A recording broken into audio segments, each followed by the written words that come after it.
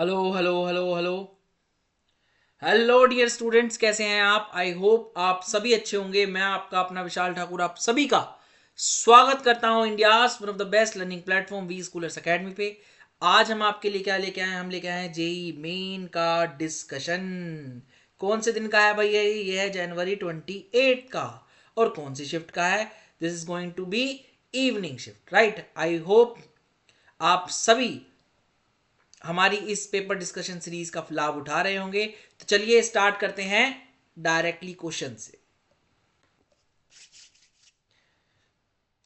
तो चलिए सबसे पहले पहले क्वेश्चन की बात कर लेते हैं। क्या कह रहा है? Which of the following order is correct? इनमें से कौन सा ऑर्डर जो है वो आपका करेक्ट है, राइट? तो अगर मैं बात करूं इसकी, तो ये जो है आपका HF, इसमें हाइड्रोजन बॉन्डिंग होती है, इसलिए इसका बॉइलिंग पॉइंट सबसे ज़्यादा होता है। फिर आता है HI का, फिर आता है HBr का, और फिर आता है HCl का। तो पहला तो क्या है? सही है। अच्छा, HI का इसलिए ज़्यादा होता है क्योंकि इसका मोलिकुलर वेट क्या होता है? वो ज़्यादा होता है। और जो वंडरवाल फोर्सेस ऑफ अट्रैक्शन होते हैं वो मोलिकुलर वेट के भी क्या होते हैं? डायरेक्टली प्रोपोर्शनल होते हैं। पर HF का एक्सेप्शनली हाई इसलिए होता है क्योंकि उसमें हाइड्रोजन बॉन्डिंग है। इंटरमोलिकुलर फोर्स ऑफ अट्रैक्शन जो है वो क्या है? स्ट्रोंगर है, राइट? दूसरे की बात करें तो मेल्टिंग पॉइंट की बात कर रहा हूं, तो मेल्टिंग पॉइंट में क्या है? सेम ऑर्डर दे रखा है, ऐसा नहीं होता। HI का ज्यादा होगा। क्यों? क्योंकि मेल्टिंग पॉइंट में क्या है? मेल्टिंग पॉइंट में आपका जो HI वाला है वो डोमिनेट कर जाता है। अगले पे बात करूं तो थर्ड वाले में अगेन बॉइलिंग पॉइंट आपका ज़्यादा नहीं हो सकता है HI का, तो ये क्या हो जाएगा? इनकरेक्ट। और अगर मैं फोर्थ ऑप्शन की बात करूं तो मेल्टिंग पॉइंट में आपका जो HF है वो दूसरे नंबर पे आएगा क्योंकि उसमें क्या है? हाइड्रोजन बॉन्डिंग है। तो फोर्थ ऑप्शन भी क्या हो जाएगा आपका? इनकरेक्ट हो जाएगा। तो correct answer to this question is option one. You have to mark option one as the correct answer to get full marks. ये देखा जाए तो ट्रेंड से थोड़ा हटके आता है, पर ये वाले जो ऑर्डर हैं आपके बॉइलिंग पॉइंट के, मेल्टिंग पॉइंट के, तो किसके लिए? ग्रुप 14 के लिए, ग्रुप 15 के लिए, ग्रुप 16 के लिए और ग्रुप 17 के लिए, ये हम क्लास में करवा ही देते हैं आपको। तो आपका ये वहां से आ रहा है। अच्छा, मैं ट्रेंड से हट के क्यों कह रहा हूँ? क्योंकि एनटीए ने अभी तक 9 पेपर्स में, मतलब जनरली जो मेमोरी बेस्ड हमारे पास आए हैं उनमें ये नहीं पूछा था। तो ये थोड़ा सा ट्रेंड से हटके था, राइट? चलिए बढ़ जाते हैं अगले सवाल की तरफ। अगला सवाल आपका क्या कहता है? तो अगला सवाल देख लेते हैं हम। अगला सवाल आपका क्या कह रहा है? The sum of valence electron in element with most and least metallic character among the following is. आपको बताना है most and least metallic character किस में है, ठीक है? तो अगर मैं इन सभी में बात करूं तो मोस्ट मेटेलिक कैरेक्टर जिसमें होगा वो कौन सा होगा? आपका सोडियम। क्यों? Down the group metallic character लिख देता हूं भाई। Down the group metallic character decrease करता है, ठीक है? ओ सॉरी, इंक्रीज करता है। Down the group metallic character increase करता है, और लेफ्ट टू राइट जो है, लेफ्ट टू राइट जो है मेटेलिक कैरेक्टर क्या करता है? डिक्रीज करता है। ये पीरियोडिक ट्रेंड्स आप बहुत बार से आ रहे हैं तो आपको ये रिवाइज करके जाने ही चाहिए थे। तो ये वहां से सवाल आया है। तो अगर मैं इन सभी में बात करूं, इन सभी में बात करूं, तो लेफ्ट टू राइट सबसे राइट में मुझे कौन मिलेगा? ये फ्लोरीन। तो इसका क्या होगा? मेटेलिक कैरेक्टर सबसे कम होगा। तो फ्लोरीन का मेटेलिक कैरेक्टर क्या होगा? लीस्ट होगा। आपको सिर्फ अरेंज करने थे, सिंपल सी बात थी। और अगर मैं इन सभी में बात करूं, सोडियम, फोस्फोरस, क्लोरीन, सल्फर और ऑक्सीजन और फ्लोरीन में, तो जो सेकंड थर्ड ग्रुप वाले हैं वो कौन से हैं? ये सभी हैं, ठीक है? और लेफ्ट टू राइट आपका डिक्रीज करता है, तो सबसे ज्यादा लेफ्ट में कौन सा आ गया? सोडियम। तो सोडियम का मेटेलिक कैरेक्टर क्या होगा? सबसे ज्यादा होगा, मोस्ट होगा। आई होप आप सभी को क्लियर हो गया होगा। अच्छा जी, और क्या पूछा इन्होंने? The sum of valence electron in the element. अगर सोडियम की बात करूं तो सोडियम में वैलेंस इलेक्ट्रॉन एक है, और फ्लोरीन में वैलेंस इलेक्ट्रॉन कितने हैं आपके? 7 हैं। कैसे भाई? Fluorine is 1s2 2s2 2p5, तो आपके 2 और 5 कितने हो गए? 7 हो गए, राइट? आई होप आप सभी को क्लियर हो गया होगा। तो sum of valence electron in element with most and least metallic character among the following is, तो आंसर क्या आ जाएगा आपका? 1 + 7 is equal to 8, right? I hope आप सभी को क्लियर हो गया होगा। तो ये एक्सपेक्टेड ट्रेंड से आ रहा है, जैसे कि सभी में पीरियोडिक टेबल और पी ब्लॉक में जो है बार बार बार बार बार बार जो ट्रेंड्स पूछ रहा है वो वहां से ये सवाल आया है। तो ये हल्का सवाल था। चलिए बढ़ जाते हैं आगे। अगला सवाल देख लेते हैं। Match the iso structural species, ये दे रखे थे आपको। मैच द कॉलम है, 4 ऑप्शन भी थे इनके साथ। तो आपको बताना है कि ये वाला किस आइसो स्ट्रक्चरल स्पीशीज से मैच करता है। तो पहले आपको सभी की क्या निकालनी पड़ेगी? शेप निकालनी पड़ेगी। तो अगर मैं XgO3 की बात करूं तो ये क्या है, पिरामिडल, राइट। ओके, XgF2 कैसा है आपका, लीनियर है, ठीक है जी। अच्छा, इस साइड भी देखें तो I3 कैसा है आपका, लीनियर है। तो आपका बी किससे मैच करेगा, आर से। सिंपल, जो जो आपको पता है आप डायरेक्टली कर दो भाई, नहीं तो आपको वो ट्रिक लगानी पड़ेगी, उससे हो जाएगा काम। अच्छा, NH3 भी कैसा है आपका, पिरामिडल है। तो आपका ए किससे मैच हो जाएगा, क्यू से मैच हो जाएगा। अब बस आपको एक मैच कराना है, कौन सा कराना है भाई, XgO2F2। XgO2F2 आप देखेंगे, XgO2F2 आपका ऐसा सा कुछ होता है, राइट। तो ये कैसा हो गया आपका, सीसो, सीसो हो गया है ना। और अगर सीसो है तो सीसो कौन सा होता है आपका, SF4 भी आप देखोगे तो SF4 भी कुछ ऐसा सा आएगा भाई, है ना। तो ये भी कैसा हुआ आपका, सीसो। तो आपका ये वाला सी वाला किससे मैच करेगा, एस से मैच करेगा। तो ABC, सी वाला किससे मैच करेगा, एस से। तो डी वाले को किससे मैच करा दे भाई, डी वाला आपका मैच करेगा पी से। दोनों ही कैसे हैं, स्क्वायर पिरामिडल, स्क्वायर पिरामिडल ये, स्क्वायर पिरामिडल ये, सीसो ये और ये सीसो ये। आई होप आप सभी को क्लियर हो गया होगा। तो करेक्ट मैच क्या आ जाएगा आपका, आपका मैच आ जाएगा ए का क्यू से, बी का आर से, सी का एस से और डी का पी से। ये आपका करेक्ट मैच बैठ जाएगा। आई होप आप सभी को क्लियर हो गया होगा। तो ये भी VSEPR MOT ये सब बार बार पूछ रहा था, तो ये वहां से आया था सवाल, हमने जो एक्सपेक्ट किया था वहीं से आया है ये सवाल। और ये मैंने बार बार पेपर डिस्कशन में आपको बोला भी था, तो आपको ये सवाल तो आपका होना ही चाहिए। चलिए बढ़ जाते हैं अगले सवाल की तरफ।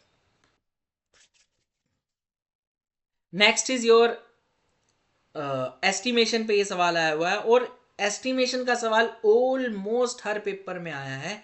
तो ये सवाल तो मुझे लगता है इसको इजी में ही डालेंगे, क्योंकि हर पेपर में आया है, राइट। और इसकी एक्सपेक्टेशन तो मुझे लगता है 110% थी कि ये आएगा ही आएगा, या तो यहाँ से आएगा या प्योरिफिकेशन से आएगा। तो सवाल आ गया है, तो आई होप आप सभी को ये चीज़ आसान ही लगी होगी। तो क्या कह रहा है, इन सल्फर एस्टिमेशन क्या दिया है, 0.314 gram of organic compound gave, ये ऑर्गेनिक कंपाउंड का मास दिया है आपको। और BaSO4 का मास कितना दिया है आपको, ये 0.4813 ग्राम ऑफ BaSO4, राइट। अच्छा, what is the percentage of sulphur in the organic compound, आपको बताना है परसेंटेज ऑफ सल्फर क्या होगा। तो परसेंटेज ऑफ सल्फर निकालना है, तो पहले निकालिए मोल ऑफ BaSO4। तो 0.3813 ग्राम ये आ जाएगा। और BaSO4 का जो मोलर मास होता है वो होता है 223। तो ये मोल ऑफ BaSO4 हो गए। अच्छा, एक मोल BaSO4 में एक मोल ही सल्फर है, तो सल्फर का अगर मैं मास निकालूं तो कितने से मल्टीप्लाई कर दूंगा, 32 से। ये आ गया मास ऑफ सल्फर। ये क्या आ गया आपका, मास ऑफ सल्फर। अगर इसको मैं ऑर्गेनिक कंपाउंड के मास से डिवाइड कर दूं 0.314 और 100 से मल्टीप्लाई कर दूं, तो ये आ जाएगा मेरा क्या, percentage of sulphur in that compound. तो ये डायरेक्टली फॉर्मूला आपको क्लास में बताए जाते हैं, अब अगर वो रिवाइज करके आए होंगे तो ये सवाल जो है वो चुटकियों में हो जाएगा, राइट। तो इसका आंसर कितना आ रहा है, अगर इसको मैं सॉल्व करता हूं तो ये आ रहा है 21.5, राइट। तो अप्रोक्सीमेटली आंसर कितना हो जाएगा आपका, 21। आई होप आप सभी को क्लियर हो गया होगा। तो आपका आंसर क्या आ गया, 21। तो आई होप आप सभी को क्लियर हो गया होगा। तो बढ़ जाते हैं आगे।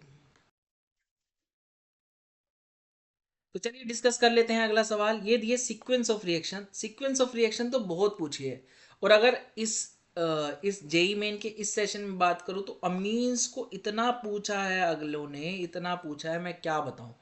चुन चुन के डाइएजुटाइजेशन, मतलब डाइएजुटाइजेशन तो इतना पूछा है, क्या ही बताऊं मैं आपको। तो ये एक रिएक्शन दे रखी है आपको, और इसमें क्या दिया है देखो, एक तो आइडोफॉर्म पूछ लिया, एक डाइजेशन पूछ लिया, राइट। तो अब देख लेते हैं भाई किसमें क्या हो रहा है। तो इन्होंने बोला है ये जो वाई है ये पॉजिटिव आइडोफॉर्म टेस्ट देता है, यानी कि इसके पास जो होगा ये वाला ग्रुप होगा, राइट। ये वाला ग्रुप क्या होगा, इस कंपाउंड के पास होगा। अच्छा, ये जो एक्स है, एक्स के कुछ और कैरेक्टरिस्टिक भी दे रखे हैं। जो एक्स है उसमें ये सब है, राइट।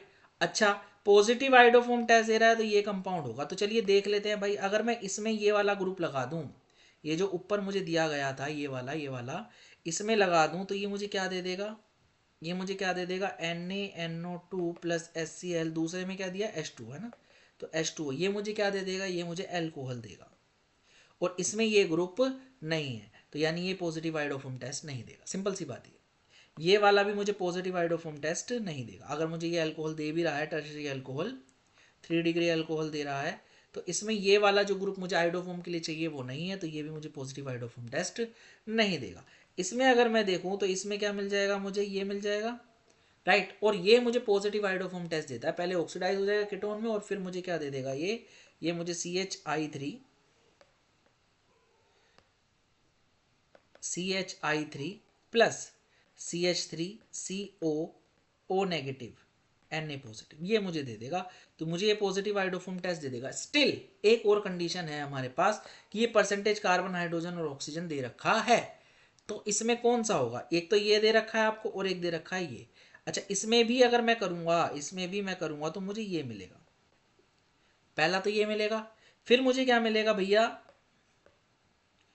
फिर मैं इसको करूंगा अगर आइडोफॉर्म टेस्ट लूं तो मुझे ये दे देगा CH3 CH2 COO negative Na positive plus plus plus CHI3, इसके मुझे येलो पीपीटी मिल जाएंगे।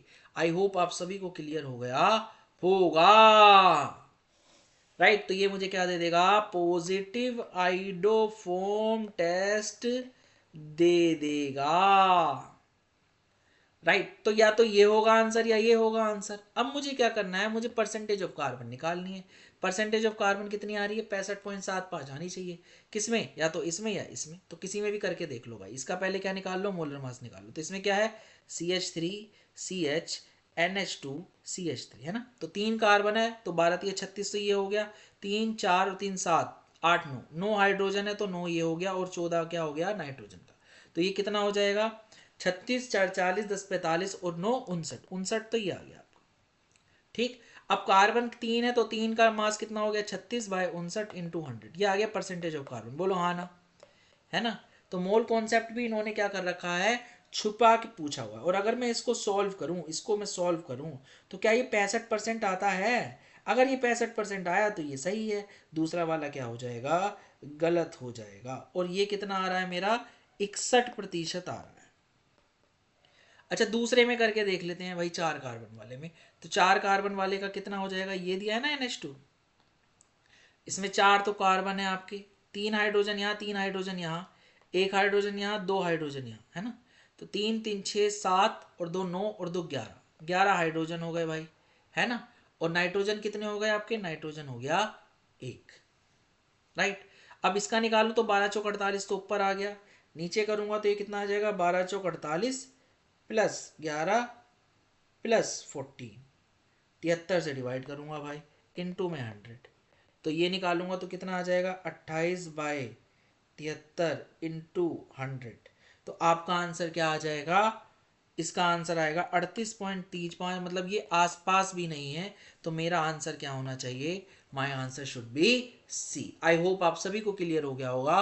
तो बढ़ जाते हैं आगे। तो ये एक्सपेक्टेड क्वेश्चन था भैया, आइडोफॉर्म कितनी बार पूछ लिया है, अगर फिर भी बच्चा नहीं करके आ रहा तो मैं क्या ही बोलूं। ये वाला भी भर भर के पूछा हुआ है, फिर भी अगर बच्चा नहीं कर पे आ रहा तो मैं क्या ही बोलूं भाई, मतलब क्या ही बोले भाई, क्या ही बोले, क्या ही बोले। चलिए अगले सवाल की तरफ बढ़ जाते हैं।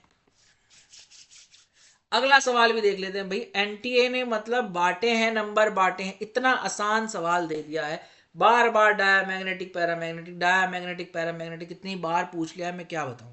क्या बोल रहा है भाई, diamagnetic species among the following complexes, इसमें बताना ये है ये है ये है ये है। तो डायमैग्नेटिक के लिए आप देखिए भाई, ओड इलेक्ट्रॉन है अगर और उसके साथ कोई भी लिगेंड है तो पैरा होगा।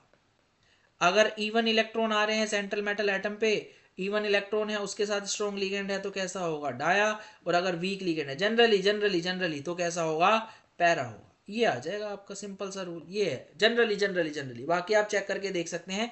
Mn इसमें क्या आ रहा है, +2, Mn+2 आ रहा है, उसमें क्या होगा, D5 होगा तो ओड इलेक्ट्रॉन है तो ये हमेशा पैरा होगा, तो ये तो नहीं हो सकता। हमें क्या चुनना है, डाया चुनना है, राइट। बहुत बढ़िया। अगला अगला अगला Cu2 पॉजिटिव है ना, Cu2 पॉजिटिव है, D9 है, यानी ये भी कैसा है, पैरा, ये भी नहीं हो सकता। ठीक है, अगला अगला अगला अगला NiCN4 2 नेगेटिव क्या है, Ni क्या है, +2, D8 स्ट्रॉन्ग लिगेंड तो कैसा है, डाया। आई होप आप सभी को क्लियर हो गया होगा। और ये वाला कैसा है भाई, Ni+2 है ना, Ni+2 DAB D8 H2O कैसा, वीक लिगेंड, तो ये कैसा होगा, ये होगा मेरा पैरा। तो correct answer to this question is option 3। You have to mark option 3 as the correct answer to get full marks. अच्छा, इंपॉर्टेंट चीज क्या है, ये सवाल बार बार पूछा जा रहा था, तो ये सवाल क्या है, इजी ही काउंट किया जाएगा, राइट। आई होप आप सभी को क्लियर हो गया होगा। तो बढ़ जाते हैं आगे। चलिए अगला सवाल देख लेते हैं। अगला सवाल आपका क्या कह रहा है, ये कह रहा है an alpha particle and proton are accelerated in a discharge tube under same potential difference of 200 kilo electron volt. The de Broglie wavelength of proton is x by root 2 times of de Broglie wavelength of alpha particle, the value of x. तो potential difference क्या रखा है हमने, same रखा है। Alpha particle and proton को, एक है अल्फा पार्टिकल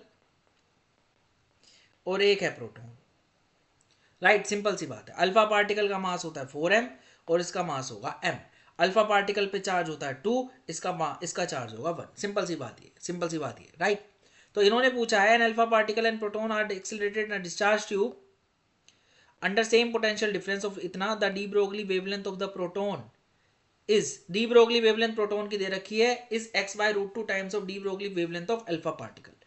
तो de Broglie wavelength of proton is x root 2 times of de Broglie wavelength of alpha particle. ये दिया है आपको। तो lambda P by lambda alpha आप निकाल लीजिए, ये x by root 2 है। तो आपको x की वैल्यू बतानी है, इस x की वैल्यू आपको बतानी है। आई होप आप सभी को क्लियर हो गया होगा। तो बस आपको फॉर्मूला रखना है। तो लैम्डा पी ये क्या होता है आपका, ये क्या होता है भाई आपका, अगर आप निकालोगे इसको तो ये होता है h by square root 2m³ by h by square root 2m³। यही करना पड़ेगा आपको। पोटेंशियल डिफरेंस दोनों का सेम है, चार्ज और मास दोनों का अलग है। ऊपर मैं प्रोटॉन रख रहा हूँ भाई, ऊपर मैं प्रोटॉन रख रहा हूँ, नीचे में क्या रख रहा हूँ, अल्फा पार्टिकल। सिंपल, ये x रूट 2 आ जाएगा। जो जो कट रहा है उसको काट दीजिए। ये कट रहा है भाई, ये कट रहा है, ठीक है। पोटेंशियल डिफरेंस कट रहा है भाई, 2 कट रहा है भाई। अल्फा ऊपर आ जाएगा, नीचे क्या आ जाएगा आपका m अल्फा q अल्फा ऊपर आ जाएगा और नीचे क्या आ जाएगा m p q p नीचे आ जाएगा और ये आ जाएगा x रूट 2। आई होप आप सभी को क्लियर हो गया। वो आप चीजें रखनी चालू करिए जी। अल्फा पार्टिकल का मास कितना है, अल्फा पार्टिकल का मास जो है वो 4 टाइम्स है भाई किसके, प्रोटॉन के, है ना। तो 4m आ जाएगा यहाँ पे। और चार्ज कितना है अल्फा पार्टिकल, 2 टाइम्स है। 2 क्या आ जाएगा, ट्वाइस ऑफ प्रोटॉन, ऐसा लिख सकता हूँ मैं, राइट। और नीचे क्या आ जाएगा m इंटू पी, ऐसे लिख देता हूँ भाई। जो काटता है काट दो जी, m से m काट दो, p से p काट दो भाई। रूट 8 आ गया, रूट 8 आ गया, x रूट 2 के बराबर है। तो इसको लिख सकता हूँ 2 रूट 2, x रूट 2 है ना। तो x की वैल्यू क्या आ जाएगी आपकी, कंपेरिजन से 2 आ जाएगी। आई होप आप सभी को क्लियर हो गया होगा। x की वैल्यू क्या आ जाएगी, 2 आ जाएगी। So this is not tough question, this is easy question, right. I hope आप सभी को क्लियर हो गया होगा। पर ये ट्रेंड से थोड़ा हटके था। इस तरह का सवाल जो है एटॉमिक स्ट्रक्चर से नहीं पूछा था। लाइमन बामर इतना पूछा है कि क्या बताऊं भाई, राइट। तो ये क्या है, इसकी वैल्यू क्या आ जाएगी, x is equal to 2, right. तो चलिए बढ़ जाते हैं आगे। चलिए अगला सवाल देख लेते हैं। अगला सवाल आपका क्या कह रहा है, the major organic product, the major organic product of which the following reaction is incorrectly represented. आपको बताना है किस रिएक्शन में जो प्रोडक्ट है वो आपका गलत दिया हुआ है। तो अगर आप देखोगे तो इसमें अलाइलिक सब्सटीट्यूशन हो रहा है Br का। यहाँ पे जो H है हटके आपका Br लग रहा है, अलाइलिक है, इस डबल बॉन्ड के अलाइलिक है। तो ये हीट और H की प्रेजेंस में होता है। तो ये सही बात है, फर्स्ट जो है वो आपका सही आ रहा है।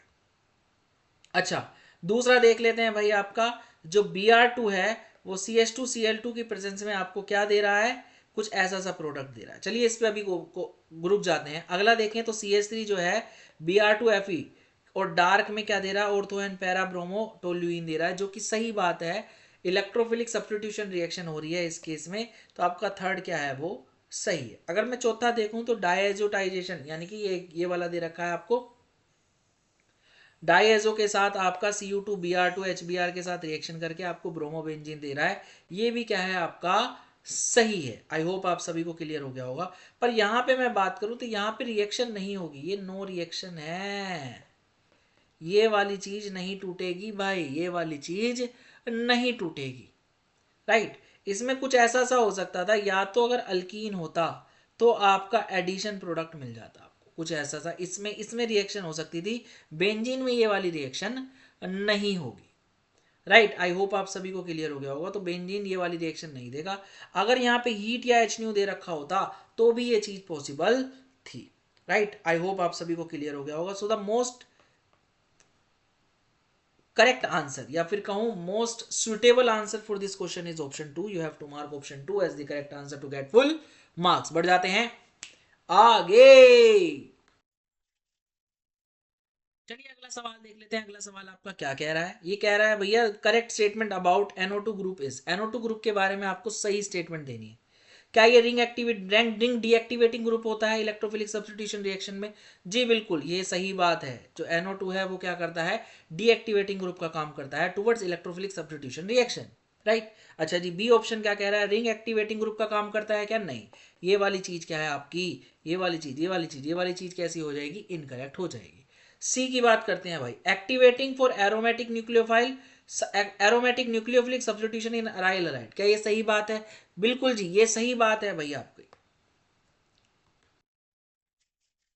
तो कैसे सही बात है? अगर मैं इसकी बात करूं तो अगर आपको मैं कुछ ऐसा सा दे दूं, ऐसा सा दे दूं और यहाँ पे न्यूक्लियोफाइल का अटैक कराऊं तो वो क्या करेगा? इस Cl को क्या कर सकता है? सब्स्टिट्यूट करा सकता है, क्योंकि ये क्या कर रहा है? ये एक्टिवेट कर रहा है टुवर्ड्स न्यूक्लियोफिलिक सब्स्टिट्यूशन रिएक्शन की। अगर मैं NO2 और लगा दूं, अगर मैं NO2 और लगा दूं यहाँ पे तो ये और इजीली करा देगा इसका सब्स्टिट्यूशन। आई होप आप सभी को क्लियर हो गया होगा। तो ये थर्ड थर्ड जो है सी जो है ये कैसा है? सही है। सी जो है ये कैसा है? सही है। बढ़ जाते हैं अगले डी की तरफ। डी क्या कह रहा है? Activating for aromatic nucleophilic substitution in aryl halide. क्या ये सही बात है क्या?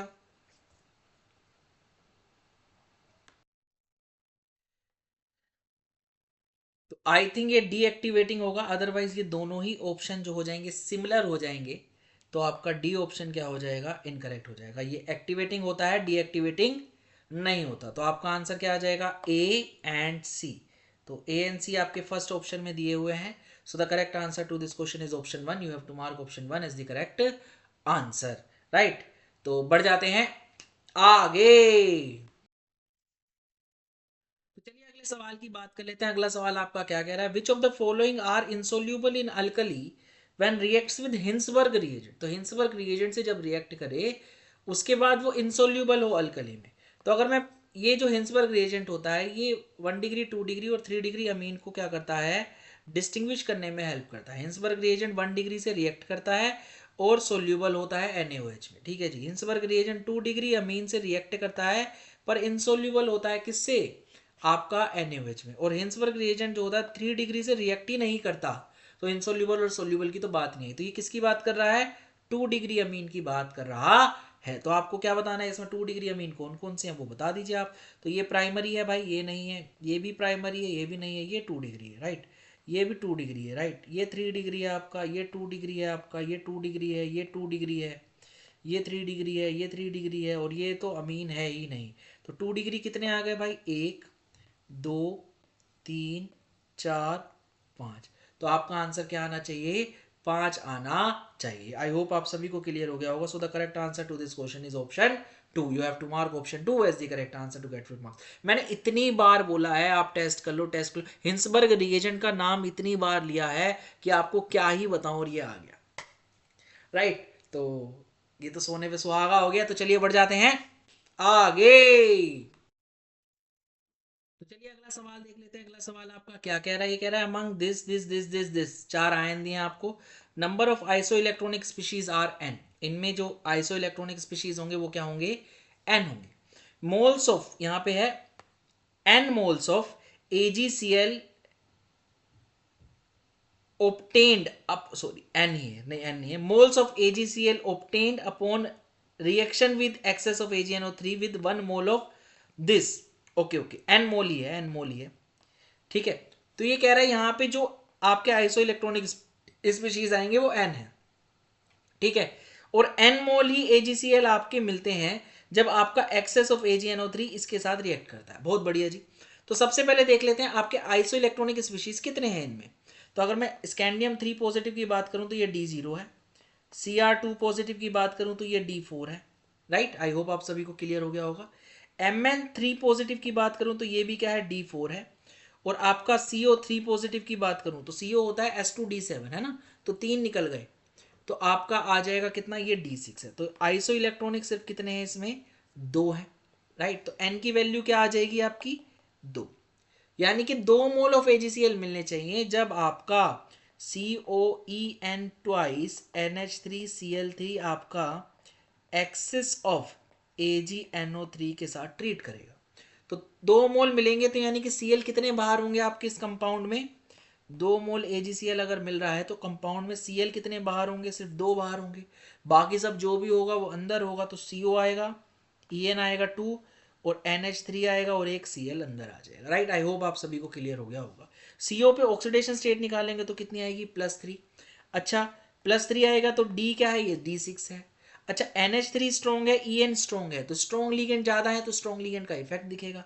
तो अगर मैं इसकी वो निकालूंगा कॉन्फ़िगरेशन, तो नीचे T2G आएगा और ऊपर EG आएगा, तो नीचे क्या आ जाएंगे, 1 2 3 4 5 6, तो T2G में कितने इलेक्ट्रॉन आ जाएंगे आपके, 6 इलेक्ट्रॉन आ जाएंगे। आई होप आप सभी को क्लियर हो गया होगा। तो बढ़ जाते हैं आगे, तो आपका कितना आंसर आ गया इसका, इसका आंसर आ गया 06। इसका आंसर कितना आ गया जी आपका, इसका आंसर आ गया 06, राइट। अच्छा सवाल था ये। बढ़ जाते हैं अगले सवाल की तरफ। तो चलिए बढ़ जाते हैं अपने अगले सवाल की तरफ। हमारा अगला सवाल क्या कह रहा है, ये दिया है बोरेक्स, बोरेक्स बीट टेस्ट आया हुआ है, बोरेक्स को हीट कराया तो आपका वाटर ऑफ क्रिस्टलाइजेशन रिमूव हो गए, 2x + y मिला, और CuSO4 को जब उसके साथ ट्रीट कराया तो आपको Z मिला, और Z को जब मैंने फर्दर हीट कराया तो आपको Q मिला। पूछा है oxidation state of central metal atom of ZnQr। बहुत बढ़िया, और ये 4 ऑप्शन आपको दिए हुए हैं। तो चलिए देख लेते हैं पहले रिएक्शन में क्या होगा। अगर मैं रिएक्शन की बात करूं तो पहले मिलेगा आपको क्या, B2O3 और sodium metaborate NaBO2, right. 2 times of NaBO2 + B2O3। अब ये जो B2O3 है आपका, X जो है वो B2O3 है, ये जो B2O3 है आपका रिएक्ट कर रहा है X से, और आपको क्या देगा, CuBO2 का ट्वाइस, राइट, CuBO2 का ट्वाइस, ये मिल जाएगा आपको। इसमें ऑक्सीडेशन स्टेट कितनी आ जाएगी, मेटल की +2 आ जाएगी, तो जेड में जो ऑक्सीडेशन स्टेट आई वो क्या आई, मेटल की +2, ठीक है। और ये CuBO2 का ट्वाइस जो है फर्दर हीट करूंगा तो CuBO2 में कन्वर्ट हो जाएगा, which is +1 oxidation state. I hope आप सभी को क्लियर हो गया होगा। तो oxidation state of central metal in ZnQ क्या हो जाएगा, +2 एंड +1। आई होप आप सभी को क्लियर हो गया होगा। तो बढ़ जाते हैं आगे। तो जिसने भी आपने क्वालिटेटिव एनालिसिस करके गए होंगे, जिसमें क्या बोलते हैं ड्राई टेस्ट अगर किया होगा तो उसमें ये आता है, तो वहां से ही आया हुआ है। तो चलिए बढ़ जाते हैं आगे। तो चलिए एक और सवाल देख लेते हैं, स्टेटमेंट बेस्ड सवाल है। इनऑर्गेनिक केमिस्ट्री में स्टेटमेंट बेस्ड सवाल जो है वो ज्यादा आए हैं बच्चा। तो अगर मैं देखूं statement 1, KMnO4 is a good oxidising agent, क्या ये सही बात है, जी हाँ ये सही बात है, KMnO4 जो होता है वो गुड ऑक्सीडाइजिंग एजेंट होता है। स्टेटमेंट 2 की बात करूं तो KMnO4 reduces nitrite, oxalate and iodide ion, तो ये ऑक्सीडाइजिंग एजेंट होता है तो रिड्यूस तो नहीं करेगा, तो स्टेटमेंट 2 क्या हो जाएगी आपकी, गलत हो जाएगी। तो स्टेटमेंट 1 सही है, स्टेटमेंट 2 क्या है आपकी, इनकरेक्ट है, राइट। आई होप आप सभी को क्लियर होगा। तो इसमें 4 ऑप्शन आते हैं, कौन सी करेक्ट कौन सी इनकरेक्ट यही पूछा होता है। आई होप आप सभी को क्लियर हो गया होगा। बढ़ जाते हैं आगे। तो मैंने बहुत बार बताया भी था, Mn और उसके कंपाउंड की रिएक्शन आप ध्यान से देख के जाइएगा, बस उसको स्टेटमेंट में पूछ लिया है, तो जिन्होंने पढ़ के गए होंगे उनको फायदा हुआ होगा, जिन्होंने मेरा पिछला पेपर डिस्कशन देखा होगा उनको बहुत फायदा हो रहा है। चलिए अगला सवाल देख लेते हैं। अगला सवाल आपका क्या कह रहा है,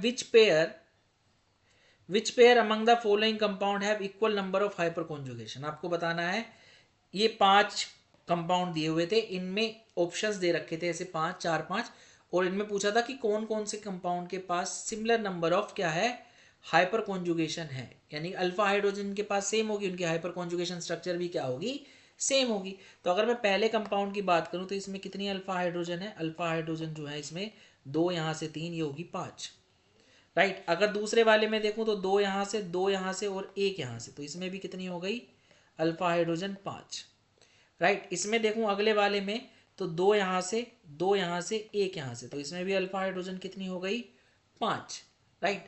अगर इसमें देखूं तो इसमें एक है यहाँ पे, राइट, तो अल्फा हाइड्रोजन इसमें कितनी हो गई, एक।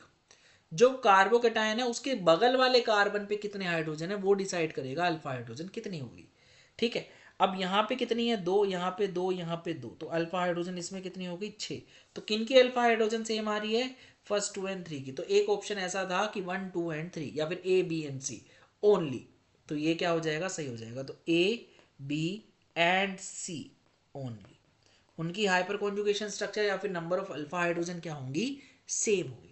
राइट, आई होप आप सभी को क्लियर होगा। तो मैंने बहुत बार बोला था इलेक्ट्रॉनिक इफेक्ट जरूर पढ़ के जाएं जीओसी में, inductive effect, hyper conjugation, resonance और एरोमेटिसिटी, ये आप जरूर पढ़ के जाएं। ये आ रहा है, बार बार आ रहा है, पूछ रहा है। राइट, बढ़ जाते हैं आगे। चलिए अगला सवाल देख लेते हैं। अगला सवाल आपका क्या कह रहा है, consider the following reaction KMnO4 is diamagnetic. अच्छा, ये 4 स्टेटमेंट आपको दी हैं, ठीक है, और इसमें पूछा है करेक्ट स्टेटमेंट कौन कौन सी है, और ये उसके ऊपर 4 कॉम्बिनेशन दे रखे हैं आपको, उसमें आपको एक टिक करके आना है। सिंपल सा सवाल है, बहुत बढ़िया। तो वन बाय वन हम सभी स्टेटमेंट को एक बार देख लेते हैं। क्या बोल रहा है statement A, KMnO4 is diamagnetic while K2MnO4 is paramagnetic. क्या ये सही बात है क्या, बिल्कुल सही बात है। यहाँ पे KMnO4 में अगर देखोगे ऑक्सीडेशन स्टेट +7 D0 होता है, तो ये कैसा होता है, डायमैग्नेटिक। वहीं पे K2MnO4 में क्या है, +6 ऑक्सीडेशन स्टेट है, तो Mn पे कितने इलेक्ट्रॉन आ जाएंगे, D1, तो ये कैसा होगा आपका, पैरामैग्नेटिक। तो ए तो इस क्या हो गई आपकी, सही हो गई। राइट, आई होप आप सभी को क्लियर हो गया होगा। अब मैग्नेट आयन कंटेन्स +6 वाइल पर मैग्नेट आयन कंटेन्स +7। तो मैग्नेट क्या होता है, MnO4 2 नेगेटिव, और पर मैग्नेट होता है MnO4 नेगेटिव। तो पर मैग्नेट में क्या होगा, Mn +7 है, और मैग्नेट में Mn जो है वो +6 में है। राइट, तो बी ऑप्शन भी क्या हो गया आपका, करेक्ट हो गया।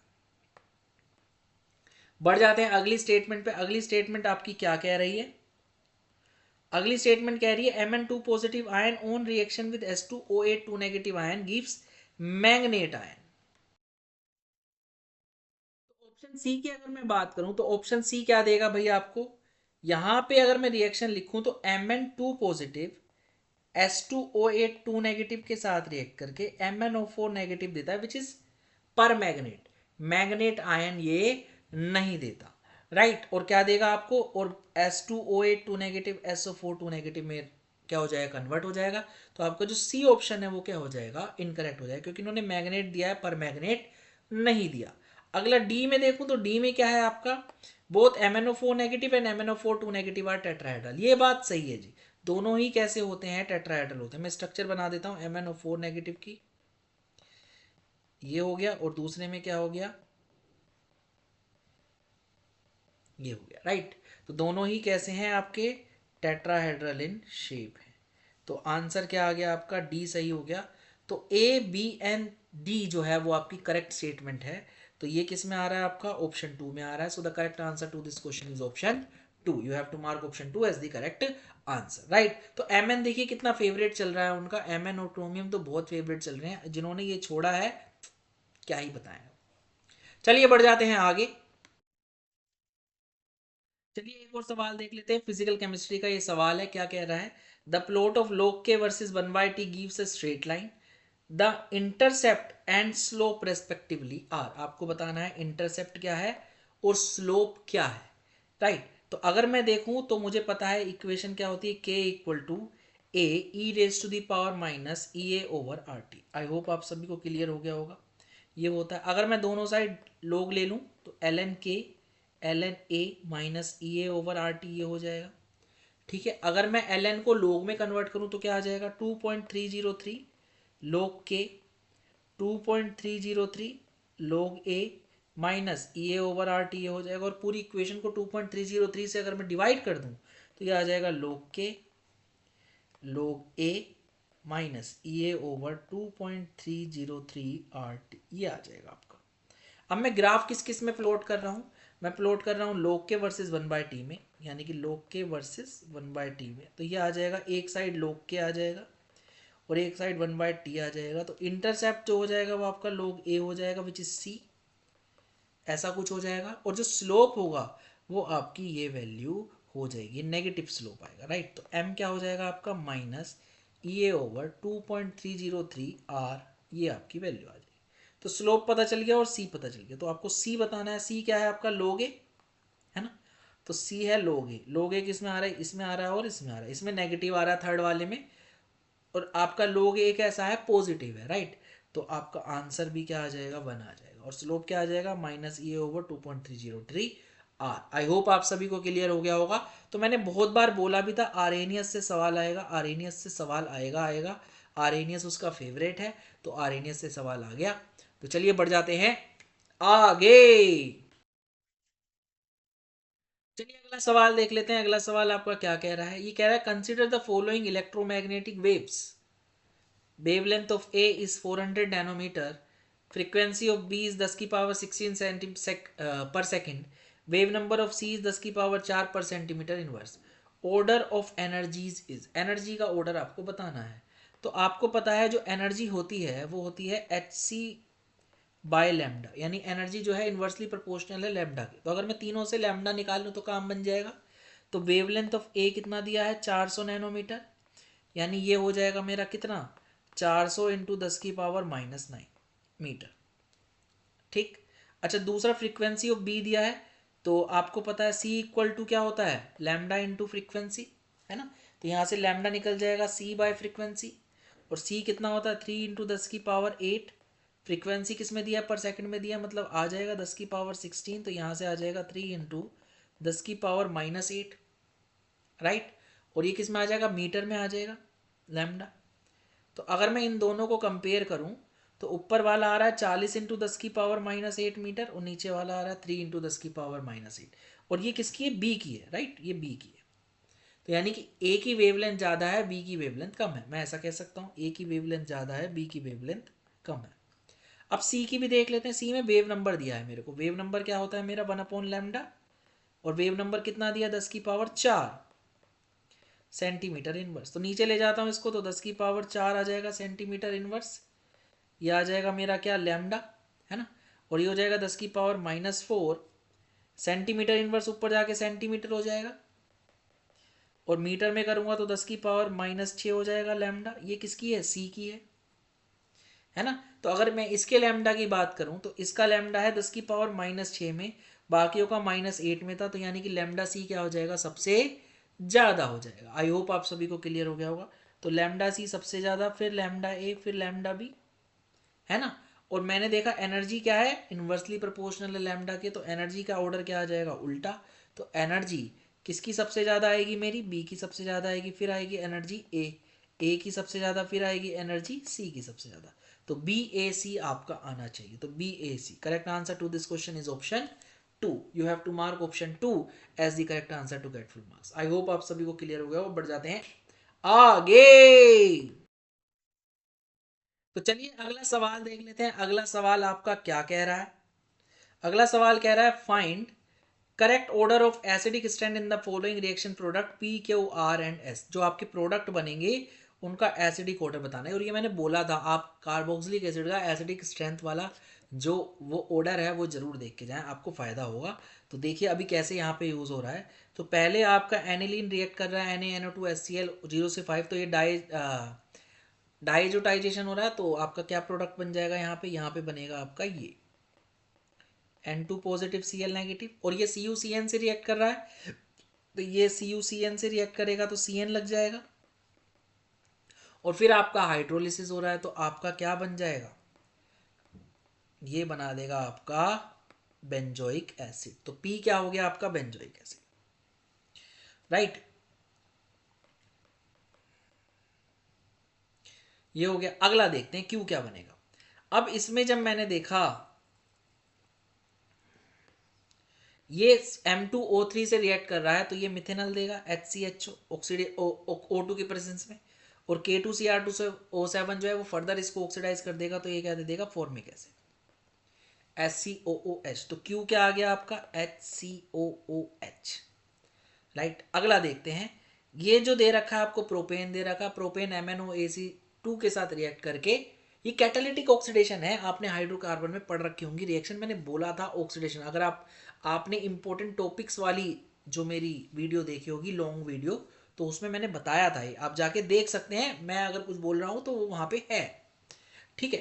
तो MnOAc जो है वो इसके साथ रिएक्ट करके आपको क्या देगा, ये देगा आपको CH3 CH2COOH, राइट। तो ये आ गया आपका R, CH3CH2COOH, राइट। और अगला आपका दे रखा है क्या, टोल्यूइन। टोल्यूइन एन ब्रोमोसक्सिनामाइड से अलाइलिक सब्स्टिट्यूशन देगा, फिर KCN और फिर H3O पॉजिटिव के साथ रिएक्ट करके ये आपको क्या दे देगा भाई, ये दे देगा आपको CH2COOH। तो ये S आ जाएगा, राइट। तो S क्या आ जाएगा आपका, benzene CH2COOH, right. I hope आप सभी को क्लियर हो गया होगा। अब इसमें मुझे एसिडिक स्ट्रेंथ को क्या करना है, कंपेयर करना है, राइट। तो आप कैसे कर सकते हो, FBA से कर सकते हो। F क्या हो गया, फॉर्मिक एसिड। सबसे पहले क्या आ जाएगा, फॉर्मिक एसिड। फिर क्या आ जाएगा F में, B मतलब बेंजोइक एसिड, तो बेंजोइक एसिड आ जाएगा आपका। फिर क्या आ जाएगा भाई आपका, एसिटिक एसिड। तो ये भी है और ये भी है, इसमें -I लग रहा है और इसमें +I लग रहा है। +I क्या करता है, एसिडिक स्ट्रेंथ को डिक्रीज करता है, -I बढ़ाता है। तो इस वाले की ज़्यादा होगी, उस वाले की कम होगी। तो फिर क्या आ जाएगा आपका, ये आ जाएगा, और फिर आ जाएगा आपका R। तो यानी कि सबसे ज़्यादा किसकी हुई आपकी, सबसे ज़्यादा हुआ Q, फिर हो गया आपका क्या, फिर हो गया आपका P, फिर हो गया S, और फिर हो गया R। So this is your correct order. ये 4 ऑप्शन में दे रखा था। आई होप आप सभी को क्लियर हो गया होगा। तो मैंने बोला था, ये मैंने बोला था आपको, कार्बोक्सिलिक एसिड का एसिडिक स्ट्रेंथ और रिएक्शंस को देख के जाएं, राइट। तो चलिए बढ़ जाते हैं आगे। चलिए एक और सवाल देख लेते हैं। एक बच्चे ने वो जो 2 डिग्री हिंसबर्ग रिएजेंट वाला सवाल था, वो कुछ मेरे को इस तरीके से भी बताया था। तो देख लेते हैं भैया, the total number of compound react with Hinsberg reagent and form product in insoluble in base. Same ही सवाल है, तो आप इन सभी की क्या कर लीजिएगा, स्ट्रक्चर बना लीजिएगा। अगर उन्होंने नाम दे रखा है तो, नाम दे रखा है तो आप इन सभी की स्ट्रक्चर बना लीजिएगा, और आपका आंसर वही आएगा कि जो 2 डिग्री अमीन होगा, 2 डिग्री अमीन होगा, वो रिएक्ट कर जाएगा हिंसबर्ग रिएजेंट से, पर इंसोल्यूबल होगा किसमें, NaOH में। तो आप इसको कर सकते हैं। चलिए बढ़ जाते हैं आगे। चलिए अगला सवाल देख लेते हैं। अगला सवाल आपका क्या कह रहा है, कंसीडर अ रिएक्शन A से B at T kelvin, the equilibrium concentration of A and B are इतना एंड इतना। Now 0.1 mole of A is added to the flask of 1 liter. Then equilibrium constant and equilibrium concentration of B are. Equilibrium constant and equilibrium concentration आपको बतानी है। आपने A से क्या दे दिया, B बना दिया। अगर A की कंसंट्रेशन देखोगे इक्विलिब्रियम पे, वो कितनी दे रखी है, 0.3, और B की कितनी दे रखी है, 0.315। तो K कितना हो जाएगा आपका, K हो जाएगा 0.315 बाय 0.3। ये आ गया आपका K, बहुत बढ़िया। अब कह रहा है कि इसी इक्विलिब्रियम में मैंने 0.1 मोल ऑफ A ऐड कर दिया, तो A कितना हो जाएगा मेरा, 0.4। नाउ 0.315 ये था। अब A जो है B में कन्वर्ट हो रहा है, तो A में से कुछ कम हो जाएगा -x, और B में क्या हो जाएगा, कुछ बढ़ जाएगा +x, क्योंकि कंसंट्रेशन और वॉल्यूम अभी भी 1 लीटर है, तो कंसंट्रेशन सेम ही रहेगी। Then equilibrium constant and equilibrium concentration of B are. तो आपको बताना है के क्या आएगा। इक्विलिब्रियम कांस्टेंट तो सेम ही रहेगा, यही वाला, क्योंकि आपने सिर्फ कंसंट्रेशन चेंज किया, टेम्परेचर चेंज नहीं किया। और इक्विलिब्रियम कांस्टेंट की वैल्यू जो होती है वो टेम्परेचर पे डिपेंड करती है, तो इक्विलिब्रियम कांस्टेंट तो यही रहेगा, राइट। अब आपको कंसंट्रेशन निकालनी है ए और बी की, राइट। ठीक है, बी पूछिए, बी की बतानी, बी की बतानी, ठीक है। तो बी की निकालोगे तो कैसे निकालोगे आप, तो ये आ जाएगा आपका क्या, के क्या आ जाएगा आपका 0.315 plus x by 0.4 minus x, और के की वैल्यू क्या आ जाएगी आपकी 0.315 बाय 0.3। इसको आप सॉल्व कर लीजिए, क्या आ जाएगा, इसको सॉल्व करेंगे तो ये आ जाएगा 1.05, ठीक है। और आप यहां से x की वैल्यू निकाल लीजिए पहले, 0.315 plus x 0.4 minus x is 1.05। तो x की वैल्यू कितनी आ जाएगी भाई आपकी, x की वैल्यू आ जाएगी, यहाँ से आप x सॉल्व करेंगे तो 0.315 plus x 1.05 into 0.4 minus 1.05 x, यहाँ से x की वैल्यू आप निकाल सकते हैं। तो x की वैल्यू आ जाएगी आपकी 0.55 के अराउंड आ जाएगी। x की वैल्यू जो आएगी वो आएगी 0.55 के अराउंड, सॉरी 0.055 के अराउंड। और अगर B की कंसंट्रेशन देखूं तो वो ये है, तो B की कंसंट्रेशन क्या हो जाएगी मेरी 0.315 प्लस 0.55 0.055 और ये आ जाएगा मेरा कितना 0.37 मोलर, राइट। तो अगर मैं देखूं आंसर तो के क्या आ रहा है 1.05 और कंसंट्रेशन कितनी आ रही है 0.37। So the correct answer to this question is option 3। You have to mark option 3 as the correct answer to get full marks. बढ़ जाते हैं आगे। स्टूडेंट आज के लिए इतना ही। अगर मैं पेपर के एनालिसिस की बात करूं तो पेपर थोड़ा लेंदी साइड था। हर क्वेश्चन में तो काफ़ी चीज़ें पूछी हुई थी, बट काफ़ी सारी चीज़ें जो थी वो पहले वाले पेपर्स में आई हुई थी और आप बार बार उनको देख रहे थे। आप बार बार हर पेपर में को थोड़ा थोड़ा पोर्शन देखते हुए जा रहे थे। तो नया पोर्शन इस पेपर में कम था, तो इसीलिए इसको मैं इजी टू मॉडरेट रखना चाहूँगा। ऑल्दो मॉडरेट भी कहना गलत है, तो इजी पेपर ही इसको मैं कहना चाहूँगा, राइट। ऑल्दो पेपर लेंदी था, पर क्योंकि देखी हुई चीज़ें थी तो आप जल्दी जल्दी उसको सॉल्व कर सकते थे, राइट। तो आज के लिए इतना ही। Thank you so much. Sayonara.